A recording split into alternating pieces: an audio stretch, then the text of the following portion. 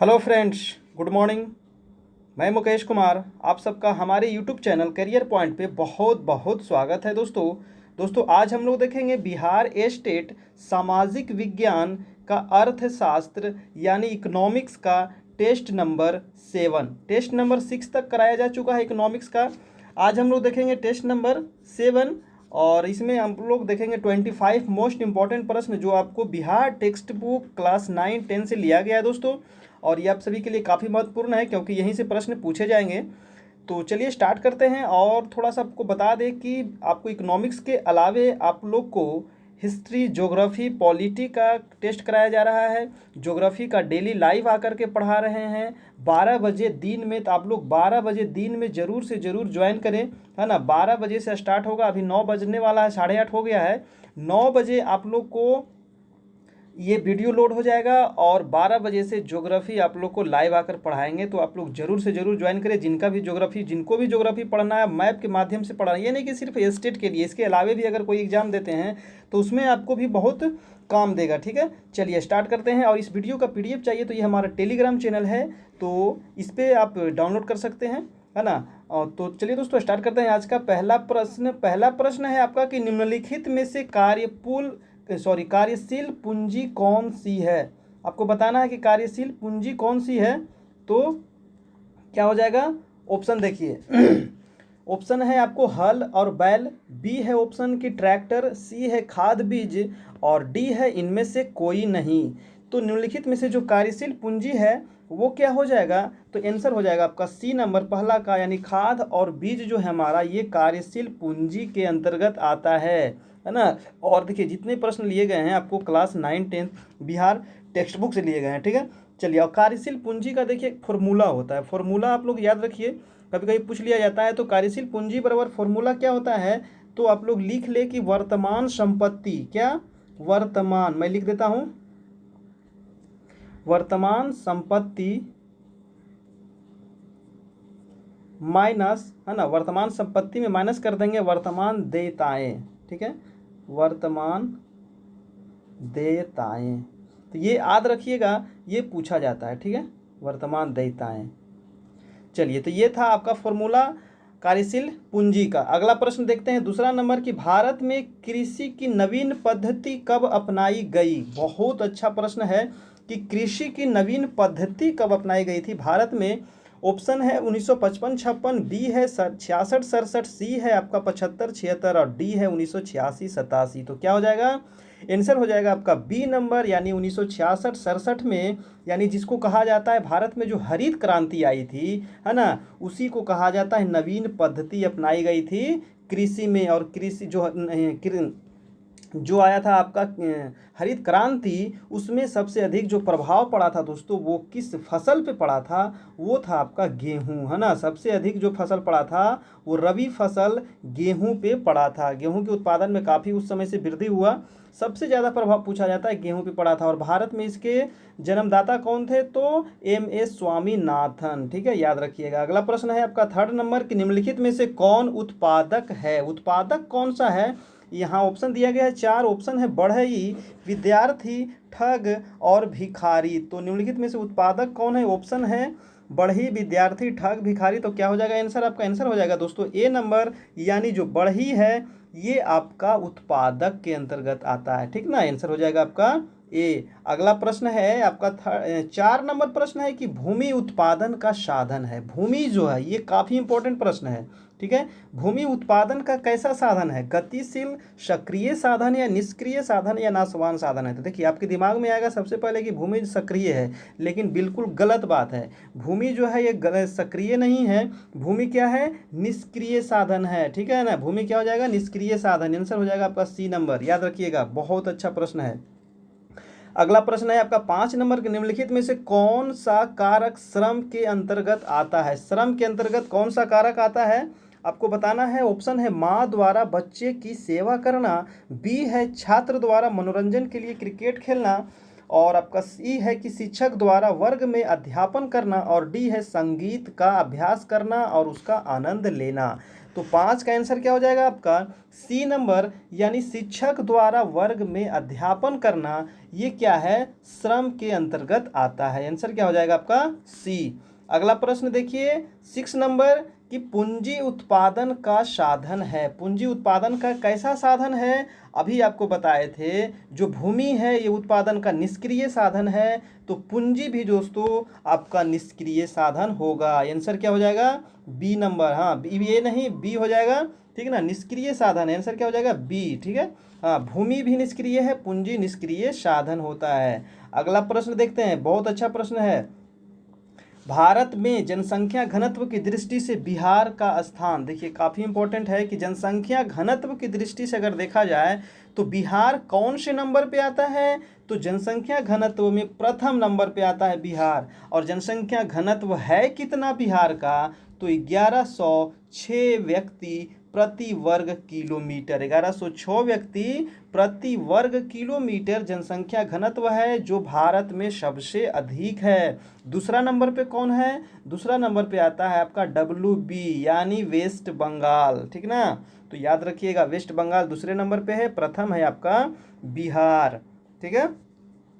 और आगे बता, और इसके बारे में थोड़ा सा जान ले कि बिहार की टोटल जनसंख्या कितनी है। पूछा जाता है कि बिहार की टोटल जनसंख्या कितना है दोस्तों, तो आपको याद होना चाहिए 10 40 99 452, 10 40 99 452। अब इसको निकाल ले 10,40,40,99,452। तो ये आपको पूछा जाता है कि बिहार का जनसंख्या कितना है 2011 के अनुसार, 2011 के जनगणना के अनुसार आपको ये बताया जा रहा है, ठीक है। हाँ चलिए, और जो बिहार का जो जनसंख्या है ये कैवें नंबर पे बिहार आता है जनसंख्या के हिसाब से, तो बिहार जो है जनसंख्या के हिसाब से आता है तीसरे नंबर पे, है ना। पहला नंबर कौन सा है, तो पहला है यूपी का, ठीक है। दूसरा किसका है, तो दूसरा है आपका महाराष्ट्र का, है ना, दूसरा किसका है महाराष्ट्र का। और तीसरा किसका है, तो तीसरा है आपका बिहार का, ठीक है। तो ये तीनों याद रखें, क्रम से कभी कभी पूछ लिया जाता है सजाने के लिए। बिहार से लगभग दुगना जनसंख्या है आपका यूपी का, 10,40,00,000 बिहार का है, तो 20 करोड़ समथिंग किसका है, यूपी का है, ठीक है। अगला प्रश्न देखते हैं आपका 8 नंबर की बिहार के किस जिले में जनसंख्या घनत्व सबसे कम है। सबसे कम जनसंख्या घनत्व बिहार में कहाँ है, ऑप्शन है जहानाबाद, पूर्णिया, रोहतास और कैमूर। तो क्या हो जाएगा, इसका आंसर हो जाएगा दोस्तों आपका कैमूर, है ना। आंसर क्या हो जाएगा आपका डी नंबर, यानी कैमूर। इसी को कहा जाता है आपको भभुआ, ठीक है। कैमूर को ही क्या कहते हैं, भभुआ कहते हैं। और यहाँ जनसंख्या घनत्व कितना है, तो ये याद रखना जरूरी है, तो 488। कितना है जनसंख्या घनत्व, 488 व्यक्ति प्रति वर्ग किलोमीटर जनसंख्या घनत्व है आपका कैमूर यानी भभुआ का, ठीक है, याद रखिएगा। चलिए, ये तो हो गया सबसे कम जनसंख्या घनत्व। अब आपको बता दें कि सबसे अधिक जो जनसंख्या घनत्व है बिहार का कौन से जिला का है, तो ये आपको बताना है। सबसे अधिक किसका है दोस्तों, तो सबसे अधिक जो है वो है आपका शिवहर। किसका है, शिवहर का है, ठीक है, याद रखिएगा शिवहर। कितना है शिवहर का, तो 1880, ठीक है, 1880 व्यक्ति प्रति वर्ग किलोमीटर शिवहर का जनसंख्या घनत्व बिहार में सबसे अधिक है, ठीक है। देखिए ये मोबाइल पे थोड़ा सा लिखने में थोड़ा दिक्कत हो जा रही है, तो आप लोग थोड़ा सा इसको समझ जाइएगा, है ना, राइटिंग थोड़ा सा गड़बड़ा रहा है। अगला प्रश्न देखते हैं आपका 9 नंबर कि मानवीय संसाधनों में निवेश के मुख्य अंग है। मानवीय जो संसाधन है उसमें निवेश के मुख्य अंग क्या हैं, ऑप्शन है शिक्षा, स्वास्थ्य, आवास या तीनों। तो क्या हो जाएगा 9 का, 9 का आपका आंसर हो जाएगा दोस्तों उपयुक्त तीनों। ये तीनों जो है ये निवेश के मुख्य अंग है, शिक्षा भी है, स्वास्थ्य भी है और आपका आवास भी है।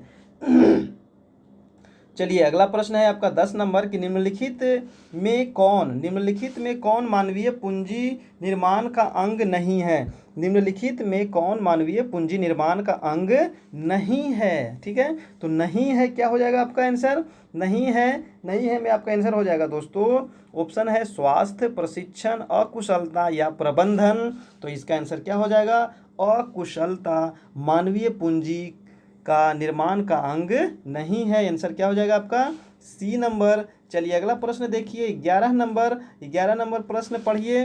ठीक है, 11 नंबर प्रश्न में क्या लिखा गया है कि 2011 के जनगणना के अनुसार भारत की साक्षरता दर कितनी है। 2011 की जनगणना के अनुसार बताना है कि भारत का साक्षरता दर कितना है ना।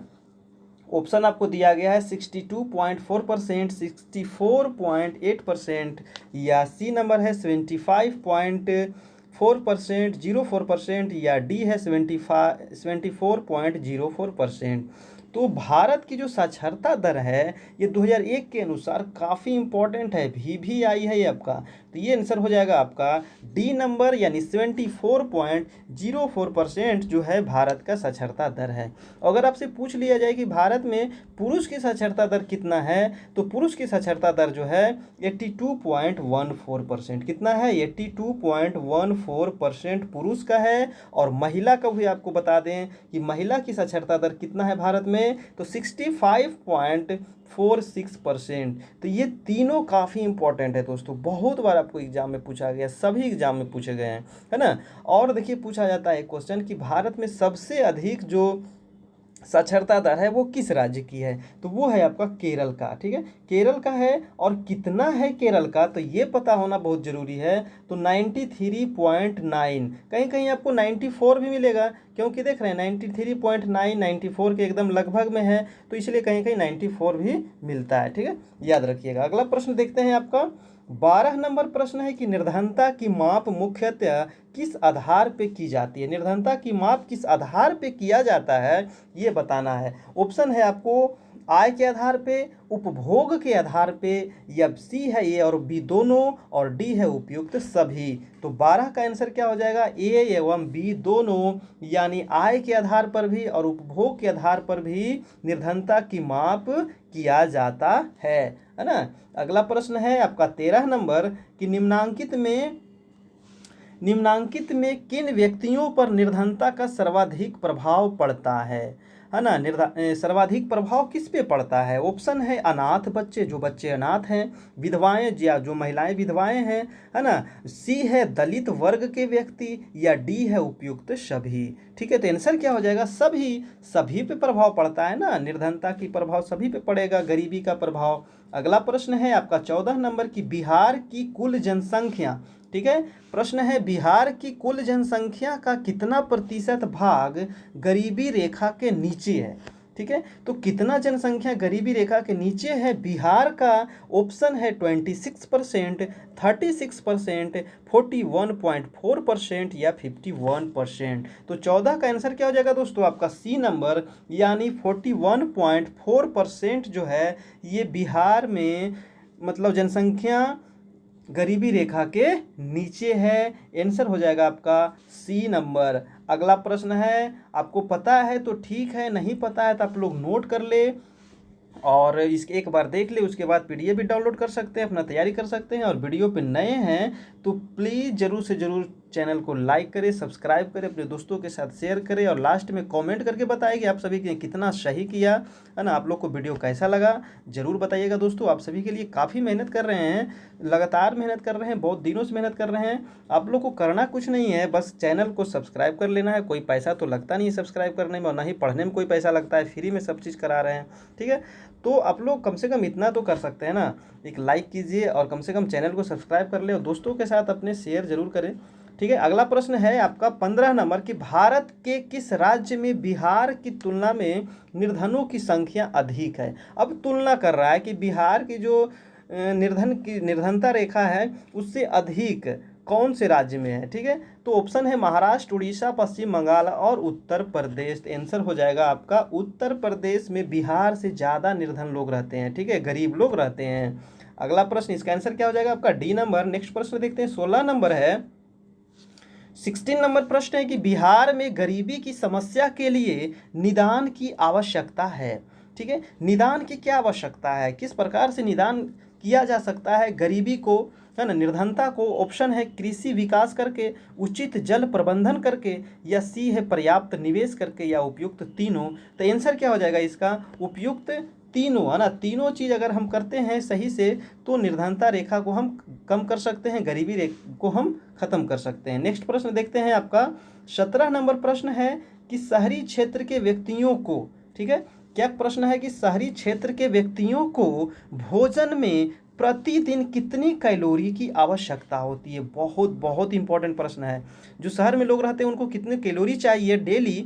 ऑप्शन है 2600 कैलोरी, बी है 2400 कैलोरी, सी है 2100 कैलोरी, या डी है 2000 कैलोरी। तो क्या हो जाएगा इसका आंसर, जो शहर में रहते हैं उसको चाहिए डेली कम से कम 2100 कैलोरी, ठीक ना। Answer number C. लेकिन अगर पूछा जाए यही कि ग्रामीण क्षेत्र में जो लोग रहते हैं उनको कितनी कैलोरी की आवश्यकता होती है डेली, तो हो जाएगा 24, है ना, यानी 2400 कैलोरी हो जाएगा आपका ग्रामीण क्षेत्र में, और शहरी क्षेत्र में 2100 कैलोरी। ये दोनों याद रखिएगा, दोनों काफ़ी महत्वपूर्ण है। मैं इसको एक बार और करवाया था ना। चलिए अगला प्रश्न देखिए, 18 नंबर प्रश्न है कि सरकार द्वारा, क्वेश्चन क्या कह रहा है कि सरकार द्वारा वर्ष 2005 में ग्रामीण क्षेत्र में एक व्यक्ति के लिए प्रति माह निर्धनता रेखा की राशि क्या निर्धारित की गई थी, है ना। 2005 में एक राशि निर्धारित की गई थी, जो निर्धनता रेखा के एक रेखा निर्धारित किया गया था, मतलब इतना से कम है तो वो निर्धन रेखा के नीचे है ना, वो निर्धन में आएगा। तो ऑप्शन में है 290 रुपया, 356 रुपया, 456 रुपया, या 552 रुपया। तो 18 का आंसर क्या हो जाएगा, आप लोग फटाफट जवाब दें। इसका आंसर हो जाएगा दोस्तों आपका 356 रुपया। क्या हो जाएगा इसका आंसर, बी नंबर, यानी 356 रुपया निर्धारित किया गया था भारत सरकार के द्वारा। नेक्स्ट प्रश्न है आपका 19 नंबर, स्वर्ण जयंती ग्राम स्वरोजगार योजना, ठीक है। ऑप्शन क्वेश्चन क्या है कि स्वर्ण जयंती, इसको थोड़ा सा बड़ा कर ले ताकि आपको दिख सके अच्छा से, है ना। हाँ, स्वर्ण जयंती ग्राम स्वरोजगार योजना कब प्रारंभ किया गया था। ऑप्शन है अप्रैल 1999, बहुत अच्छा प्रश्न है, काफ़ी बार पूछा गया प्रश्न है। तो ऑप्शन है अप्रैल 1998, अप्रैल 1999, या अप्रैल 2001, या अप्रैल 2003। तो इसका आंसर हो जाएगा अप्रैल 1999। 1 अप्रैल, पूरा याद रखिएगा, 1 अप्रैल 1999 को स्वर्ण जयंती ग्राम स्वरोजगार योजना प्रारंभ किया गया था, ठीक है। अगला प्रश्न है आपका 20 नंबर की, कृषि के क्षेत्र में किस प्रकार की बेरोजगारी अधिक उग्र है, ठीक है। कृषि के क्षेत्र में दोस्तों किस प्रकार की बेरोजगारी अधिक उग्र है, मतलब पाई जाती है। ऑप्शन है आपका शिक्षित बेरोजगारी, बी है औद्योगिक बेरोजगारी, सी है अदृश्य बेरोजगारी, या डी है इनमें से कोई नहीं। तो देखिए कृषि के क्षेत्र में तो शिक्षित तो होगा नहीं, और ऑप्शन नंबर हो जाएगा आपका सी नंबर, यानी अदृश्य बेरोजगारी देखने को मिलता है आपको कृषि के क्षेत्र में। अदृश्य बेरोजगारी होता क्या है तो थोड़ा सा जान ले कि अदृश्य बेरोजगारी मतलब वैसे बेरोजगारी को कहेंगे जिसमें एक व्यक्ति, है ना, एक व्यक्ति जो है किसी कार्य को तो वो कर रहा है, कोई कार्य मान लीजिए कर रहा है, लेकिन वो संतुष्ट नहीं है उस कार्य से, अपने कार्य से, और वो दूसरे कार्य में, नए कार्यों के लिए, नए जॉब के लिए वो तैयारी कर रहा है, तो इसको कहते हैं आपको अदृश्य बेरोजगारी, ठीक है। हाँ, चलिए अगला प्रश्न देखते हैं आपका 21 की अदृश्य या छिपी हुई बेरोजगारी की समस्या का समाधान किया जा सकता है। अब जो अदृश्य बेरोजगारी है इसका समस्या का समाधान कैसे करें, या छिपी हुई जो बेरोजगारी है इसको समस्या का समाधान कैसे करें। तो ऑप्शन है कृषि विकास द्वारा, बी है ग्रामीण उद्योग द्वारा, या सी है ए एवं बी द्वारा, या डी है इनमें से कोई नहीं। तो 21 का क्या हो जाएगा, ए एवं बी दोनों के द्वारा, है ना। कृषि विकास करके उसको दूर कर सकते हैं, ग्रामीण उद्योग लगा करके इसको दूर कर सकते हैं। तो आंसर क्या हो जाएगा, सी नंबर, यानी दोनों।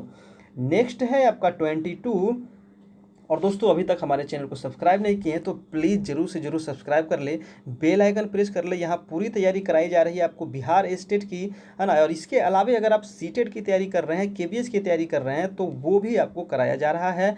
तो आपके लिए ये चैनल काफ़ी महत्वपूर्ण है, और चैनल को जरूर से जरूर सब्सक्राइब करें, अपने दोस्तों के साथ शेयर करें, लाइक करें, कमेंट करें, है ना, और लास्ट में कमेंट करके बताएं कि आपको वीडियो कैसा लगा और आप लोग ने कितना सही किया, ठीक है। आप लोग पढ़ रहे हैं नहीं पढ़ रहे हैं पता तो चलना चाहिए। तो ऑप्शन है, क्वेश्चन है कि संपूर्ण ग्रामीण रोजगार योजना लागू हुई, संपूर्ण ग्रामीण रोजगार योजना कब लागू हुई, ये डेट बताना है। तो ऑप्शन है आपको सितंबर 2001, सितंबर 2003, अप्रैल 2004, या फिर डी नंबर ऑप्शन है कि अप्रैल 2005। तो आंसर क्या हो जाएगा आपका ए नंबर, यानी 25 सितंबर। याद रखिएगा 25 सितंबर 2001 को शुरू किया गया था संपूर्ण ग्रामीण रोजगार योजना। मतलब ग्रामीण क्षेत्र में सभी को रोजगार देने के लिए ये योजना शुरू किया गया था 25 सितंबर 2001 को। अगला प्रश्न है आपका 23 कि बिहार के ग्रामीण क्षेत्रों में पाई जाती है। बिहार के ग्रामीण क्षेत्रों में मतलब कैसी बेरोजगारी पाई जाती है? ऑप्शन है मौसमी बेरोजगारी, अदृश्य बेरोजगारी, या फिर उपयुक्त ए एवं बी दोनों, या कोई नहीं। तो बिहार के जो ग्रामीण क्षेत्र में पाई जाती है वो दोनों प्रकार की बेरोजगारी पाई जाती है, यानी मौसमी बेरोजगारी भी और अदृश्य बेरोजगारी भी। अदृश्य बेरोजगारी तो आपको बता दिए। मौसमी बेरोजगारी क्या होता है कि अभी जैसे मौसम है आपका बरसात का मौसम है, और अगर इस समय पे अगर बारिश नहीं हो तो क्या हो जाएगा, सारा अकाल पड़ जाएगा, है ना, खेती नहीं कर पाएंगे किसान। तो इसको क्या कहेंगे, मौसमी बेरोजगारी। नेक्स्ट प्रश्न देखिए, अगला प्रश्न है 24 कि भारत में बेरोजगारी का प्रमुख कारण क्या है? भारत में बेरोजगारी का प्रमुख कारण क्या है? तो आप बताना है कि प्रमुख कारण क्या है भारत में बेरोजगारी का। ऑप्शन है ए निम्न प्रति व्यक्ति आय, बी है जनसंख्या में तीव्र वृद्धि,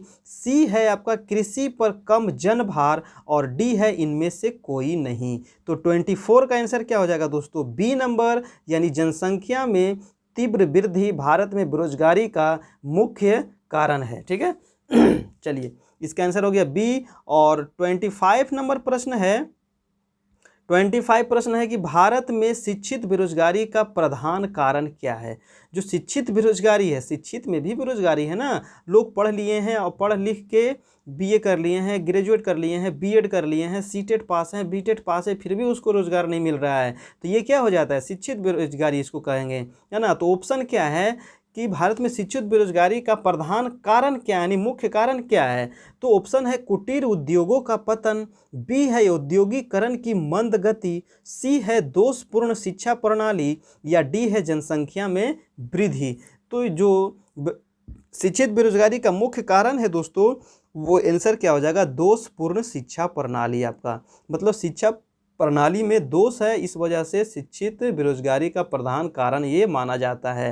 आंसर हो जाएगा आपका डी नंबर। तो ये था दोस्तों आज का टेस्ट नंबर 27।